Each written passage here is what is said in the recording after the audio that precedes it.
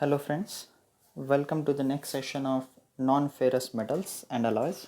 So today we'll discuss about bearing materials. So before going for classification of bearing materials, we'll identify the properties and requirements of bearing materials. First property or requirement is there should be less friction between the moving parts. Second one is less affinity with the contacting materials. Next one, hard, wear resistant and high load bearing capacity. Next one, high fatigue life and thermal conductivity and high melting point with corrosion resistant and oil retaining capacity, since the lubrication property is required in the bearing. So these are all the requirements which are specifically according to the applications. So what are the materials used for bearing? First one, we have white metal alloys, which are also called as Babbitt materials. They are of two types. First one is lead based and second one is tin based. Next type of alloy we can use for bearing is copper lead alloy. Next we have silver bearings, then tin bronze material which we discussed earlier, then aluminum alloys, grey cast iron, or last one is self lubricating bearing material. Now first one we'll discuss, that is white metal alloy. Since its appearance is white, we call it as white metal alloy, or it is also called as Babbitt material. So they are of two types as we discussed. First one is lead based Babbitt and second one is tin based Babbitt. So lead based Babbitt contains 80% of lead and 15% of antimony with 5% of tin. Specifically, maximum constituencies of lead.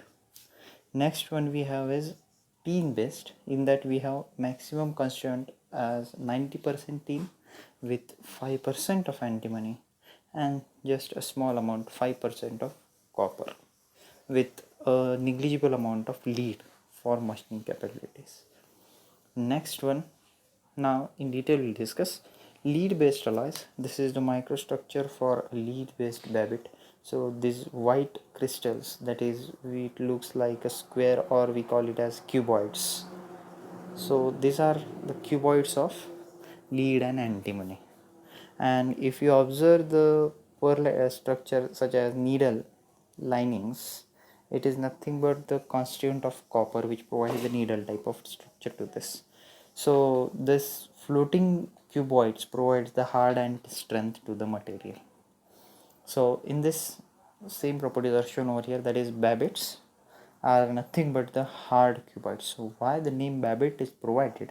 It is nothing but the cuboids which are floating on the surface. It is nothing but the mixture which is eutectic matrix, soft eutectic matrix of tin and antimony. If copper is the constituent which provides the needle type of matrix in the Babbitt. So copper is added to avoid the segregation of the cuboids which separates this cuboids. So this floating cuboids, I told you, at the surface provides the hardness to the surface and softness at the core, which are the requirements of the bearing material. So this is about the white metal, that is Babbitt. So what does this cuboids provides? Hard cuboids which floats on the surface increases the hardness of this material and wear resistance of this material, specifically important properties of this Babbitts. Now these white cuboids are at present on the surface, so are of tin and antimony. So that's why this floating cuboids provides hardness to the structure, that the hardness at the surface of the Babbitt material. So white metal Babbitt, next category is tin based.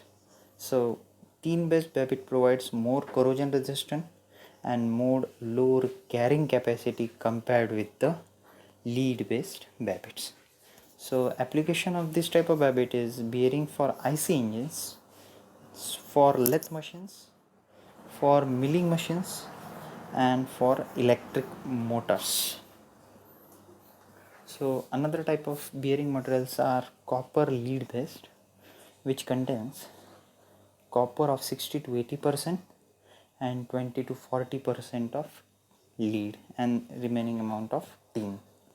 So property of softness is due to lead and hardness is due to copper matrix. So specific application is automotive and aerospace bearings are manufactured from this copper and lead alloys. Next one we have tin bronze. As we discussed, tin bronze as gunmetal.